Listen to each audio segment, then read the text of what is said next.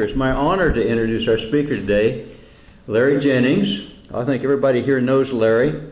He's a very dear friend of mine. Larry came here for many years, starting I think in the 90s, and he'd kind of sit in the back row and just like a lot of people, just came to enjoy the church. And one day I had this inspiration to ask Larry if he would join our board of directors. And he made a very faithful decision. He said yes. Wow. And he has been highly involved. He's a pillar of our church ever since. Became ordained as a minister of our church. He has 3 children, and he's the grandfather of, get this, 16 grandchildren. So he's the patriarch of a very wonderful family, and he's been a funeral director now for the past 47 years. So let's welcome Larry.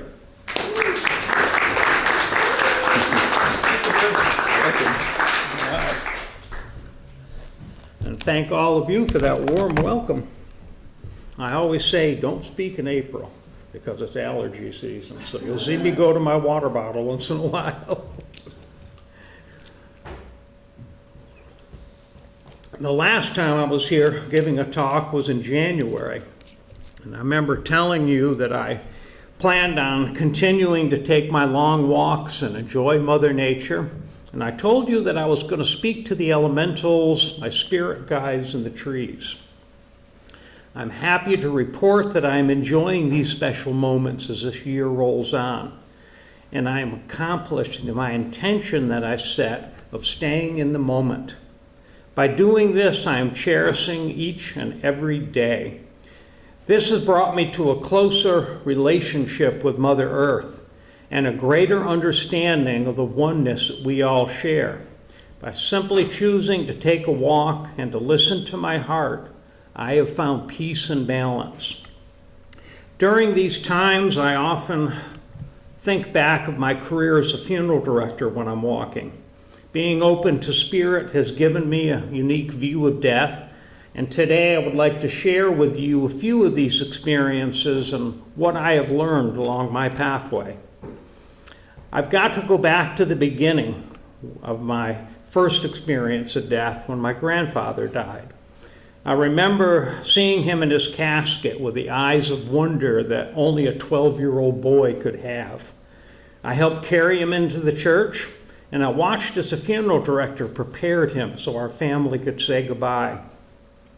Looking back, it has taken me many years to understand how this young boy watched and experienced this moment with a curiosity and an understanding that this was not the end of life.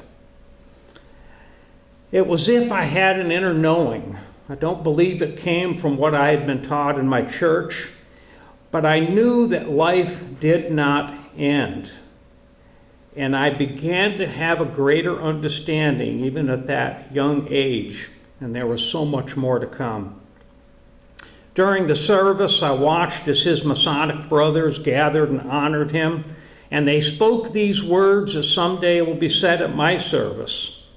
His body to the earth, his memory in our hearts, and his spirit to God.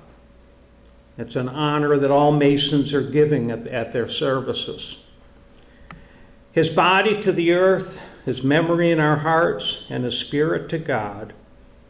His body to the earth signifying what we have been doing since the beginning of time. In all of our history have honored those that have died by returning them to Mother Earth through burial or through cremation. Each culture in our history has a belief that life goes on, whether that means we go to heaven or go to the bardos waiting to be born again in the ever cycle of reincarnation. It is the one common thread in all religions or philosophies that there is something else waiting for each of us.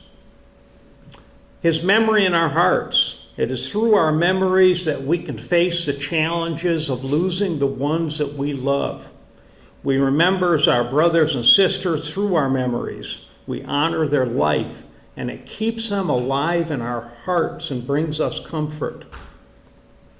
Lastly, we say his spirit to God, signifying our belief that each of us has a soul that continues to live on in the company of God. My journey through death continues to follow me, and this past year I had the opportunity to listen to my own mother as she was preparing to die. As her death became closer, she talked about seeing a little girl who would visit her. This little girl would stand at her bedside and smile, bringing her comfort and taking her fears away. She talked about how she could see her walking out of a tunnel beside her bed. She said it was like an entrance to a cave.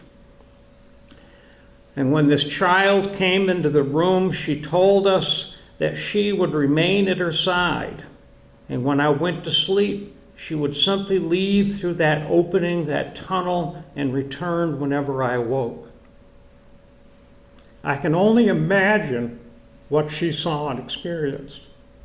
What I do know is that this child was there at her side to help her transition from life in our world to a life in the world that she and all souls call home. The last time I was with my mother, she asked me if this was her time, and I told her yes, it was. I explained to her that she had nothing to fear, that she would be reunited with her husband Walter, my father, and I told her that she had accomplished everything in this lifetime that she had come to do, and that her family would be fine, and soon we would all be together again. She then closed her eyes, and I left. That was the last time I saw her.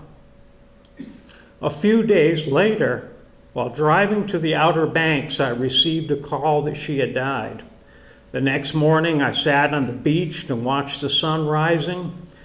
Thinking of her and my father, I could see them sitting at the edge of Long Lake, which is a lake set in the Adirondack Mountains, sitting on a bench together again. I conducted her funeral a few weeks later in that cemetery, overlooking the lake where I saw my parents together again. And my thoughts went back to the little girl who brought her comfort and allowed her to face death without fear. What I haven't told you is that when my father died 11 years ago, he also spoke of a little girl standing at his bedside who brought him comfort when he crossed over. These memories come back to me as I walk, and instead of feeling the pain of loss, I feel the comfort knowing that when they died and stepped through the veil, they did not go alone. I have been able to speak to and see people on the other side, but I've never connected to my parents. I've come to understand that this is how it is supposed to be. This is the experience that is meant for me, and just this understanding with this, I have no regrets, and give thanks each day to being part of this beautiful world that we are all sharing. As I unravel the mystery of death, I'm grateful for being able to access my own book in the Hall of Records. Seeing my own soul experience the moment of transition only strengthens my understanding of death. A memory came back to me as I was putting this talk together, and I thought it was a pertinent time to share this. But when I was in the Hall of Records, I could clearly remember watching a soldier during World War II entering a village in Europe.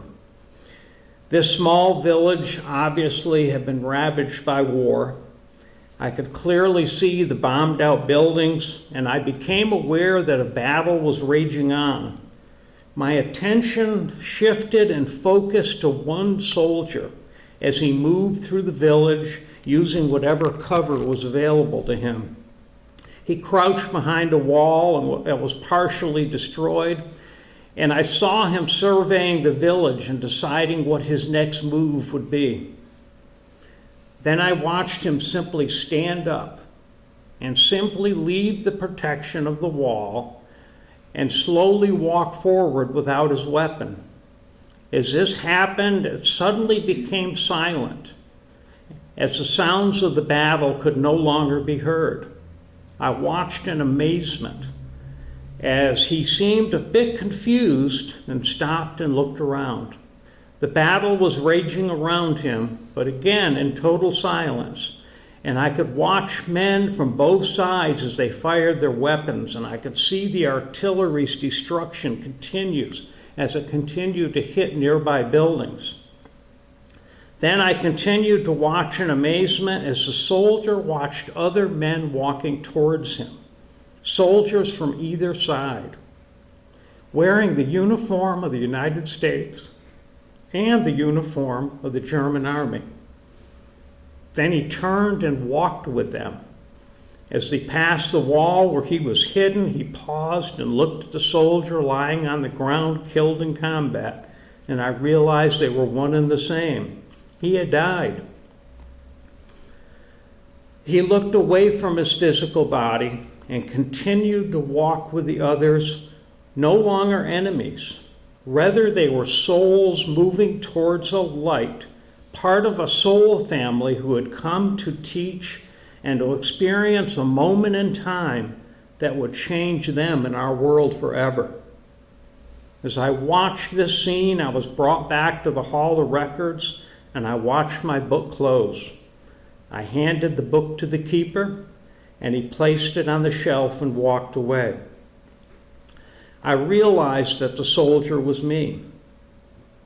I then returned to my body, leaving my meditated state of mind behind, bringing this experience and bringing back the knowledge to my present reality.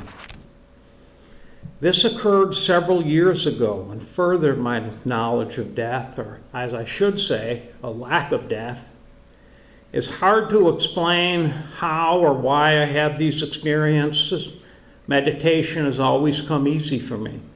For most of us, slipping into a mindfulness state is something that we work on with practice and diligence. For me, it's a natural state of being. And perhaps this comes from past life experiences that I may have had. Whatever it is, I believe that this gift that I have been given is something to be very grateful for. But I also believe that simply by being able to let go of my mindful thoughts and trusting and believing that I am part of a God that resides within me, this belief allows me to accept meditation and experience a universe that is available to each of us. I encourage all of you to meditate daily. This practice will open the doors to a universe within you. It is an opportunity to learn, and it is an opportunity to discover. I once watched a spark of light as it left the Creator, who appeared as a beautiful white light in constant motion as other sparks of light were leaving and entering.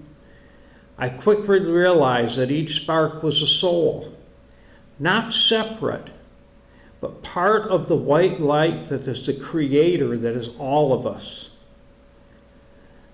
The spark that I watched while my book was open was my true self, a beautiful light being a part of God who was experiencing life through the many souls that had been created, each of them parts of his or herself. Watching myself die as that soldier strengthened my lack of fear of my own death. I have had other experiences watching my many lives end. And in each of these, I have found a peace. And like this one, as my soul left my body, just before the impact of that shrapnel from the artillery shell hit me, I felt no pain or remorse. Just a moment of confusion before I walked to the light to review what had happened, where I would gain an understanding of why all of this happened. I believed that this experience was shared by the light of God, who through me, an extension of itself learned and became more loving in that moment. And perhaps our world, through the oneness of all, will become a better place to experience life. What seems like a long time ago, but really wasn't, I can still remember coming to this church for the first time. I can remember my brother Wayne introducing me to Thomas Keller, a minister of the Fellowship of the Inner Light. Thomas pulled me aside, and he told me that he had something he wanted to share to me. He told me that my purpose in life was to teach, and I believe that I'm fulfilling that purpose, Thomas, by speaking and serving as a pastor here at our church. More importantly, I believe, though not perfect, living my life as an example to others also teaches. I also cherish the words of Marty Shelton. After one of my talks here, she told me that when I spoke, I had a different style. She called me a storyteller. She told me that she loved to hear my experiences and that she learned from them. She said she loved it when I spoke and looked forward to hearing me. Thank you, Marty. I know that your soul still visits us here at this church and blesses us with your loving energy and your smile. Lastly, I believe that my energy is a loving energy that touches the heart of everyone I meet. This is really my strength in teaching. Simply by being present and allowing my God self to be part of the oneness with each of you. This is your strength also. And each Sunday when we leave our closing circle, I like to say we're supercharged with peace and love. We are charged with each other's love by experiencing the oneness of that moment. When we leave these doors, everyone we meet and everyone we think of will benefit from this energy that we share as it travels between us. You will never know how just a smile, your smile, and your presence may have given someone the hope to face a new day, or how the love they felt from our circle brings them peace and may awaken the love within their heart and within your own heart. As a funeral director, I was able to care for both Marty and Thomas when they crossed through the veil. And I still pray for each of them and honor their life's journey here among us. At last count, and I was actually kind of shocked at this number. I looked it up on the internet this morning. But as of last count, over 6 million souls have left this world due to COVID in the last 2 years. We are also witnessing a war and destruction of a country and the death of so many people. I try hard to understand why this has happened, and truthfully, I must rely on my faith to seek comfort. I can close my eyes and envision all these souls crossing through the veil and returning home, where they can learn what part they played in perhaps one of the biggest shifts of our universe that we've ever experienced. Each of these souls may someday to return and experience a new life, and each of them will have this experience to look back on as a past life. Those in their soul family have perhaps felt the grief from losing the one they love. And perhaps their soul family also knows the joy of greeting them as they return home. I remember this past fall having the honor of driving a husband and wife who both died of COVID back to their homes in West Virginia, to their final resting place. Just one journey of many that I've experienced in this pandemic. As we placed them under the green tent and waited for their family to arrive, I took a moment to thank them for their life's journey. I told them I hoped they had accomplished in their lifetime what they had come to do, and that their experience here would bring them closer to reuniting with the Creator, which is the goal of each soul. It is through the cycle of life and death that we are given the opportunity to grow. As so many souls are leaving this planet, I believe that God has a plan. This plan has a mystery to us, but this plan has a purpose. Everything I have experienced and learned brings me to the conclusion that I must continue to trust the Creator who lives within me. That same Creator lives inside of each of you. And someday when we cross through the veil, each of us will be given the understanding and will know the purpose. We will then understand the part that we played in our mystery of this universe.